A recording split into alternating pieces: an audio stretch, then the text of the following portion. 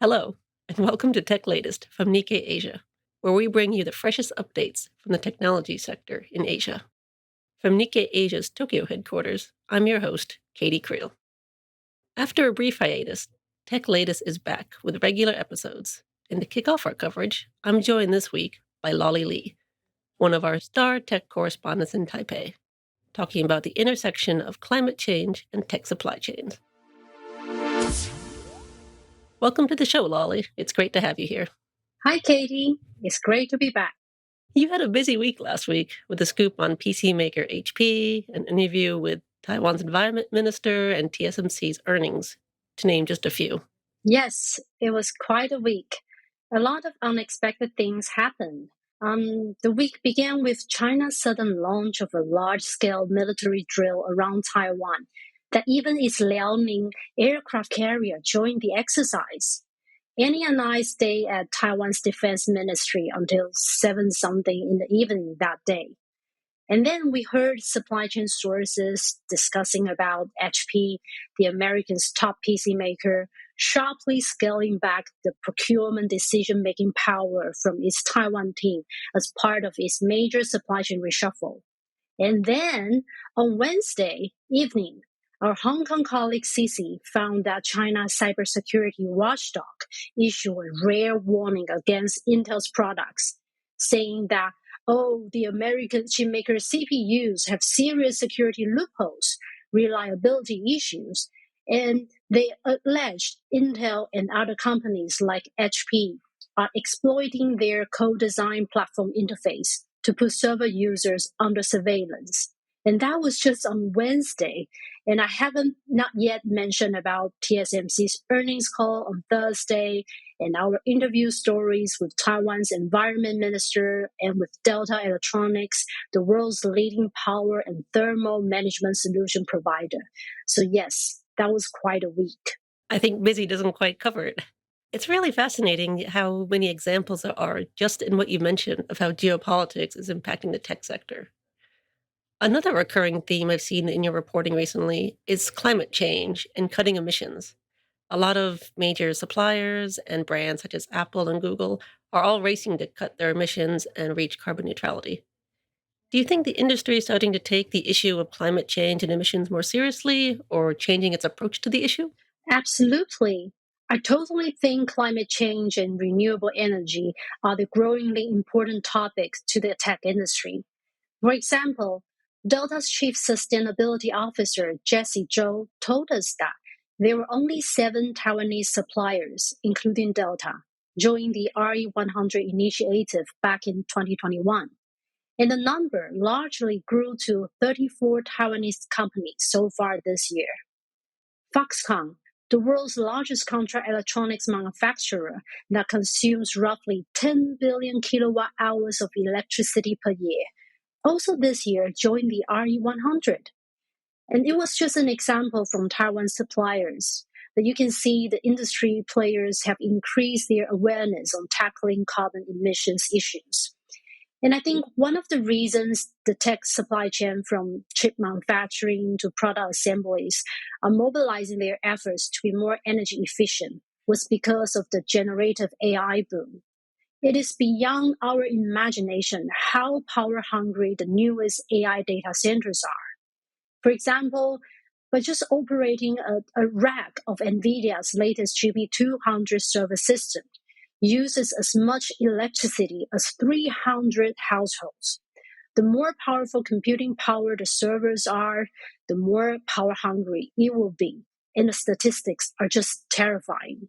I totally agree. The numbers we're seeing about energy consumption for the latest AI tech and even for more advanced chip making is really just unbelievable. Efforts to be more green and cut emissions are not only coming from the industry, however.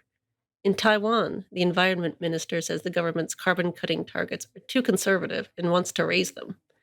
How feasible do you think it would be for Taiwan to hit tougher goals? And will it be a help or a hurdle for the island's all-important tech industry?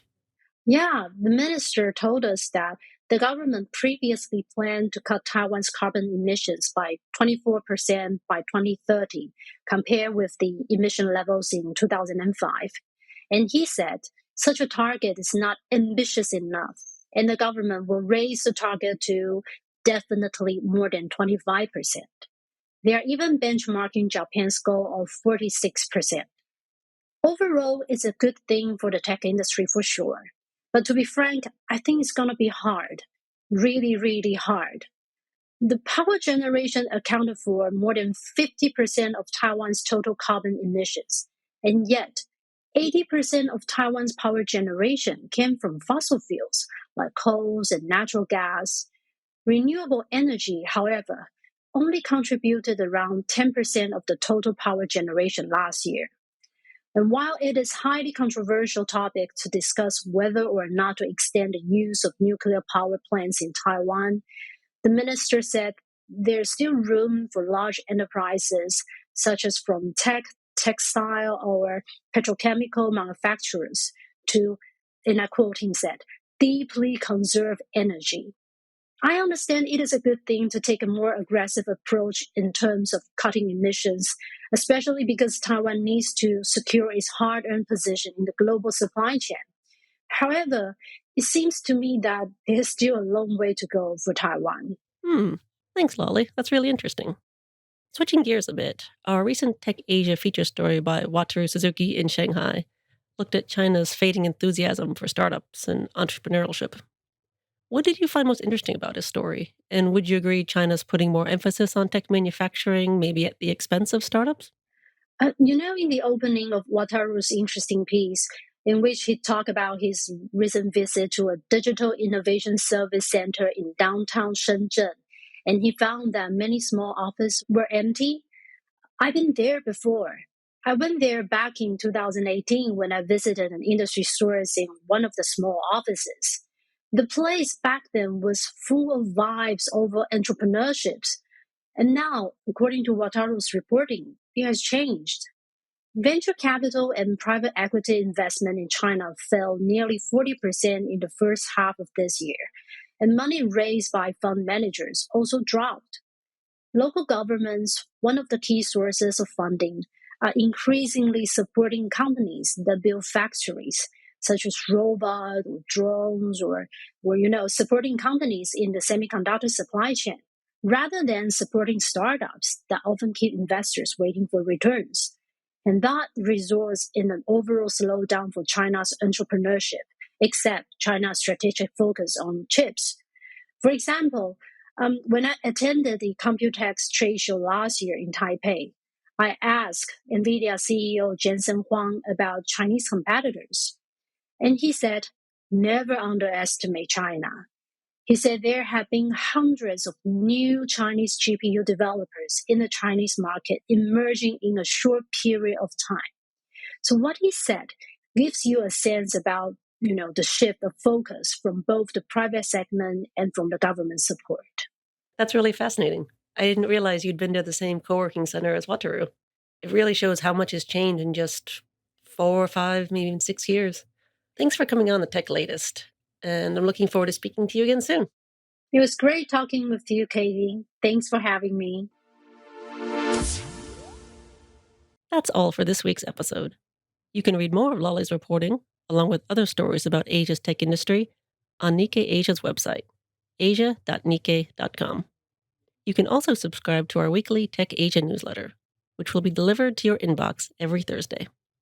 Lastly, if you enjoyed this podcast and want to support us, please give us a follow on whatever podcast platform you use. We also really appreciate it if you leave a review, as this helps other listeners find us. Thanks again for listening. Check back in next time for more updates on the tech trends that matter.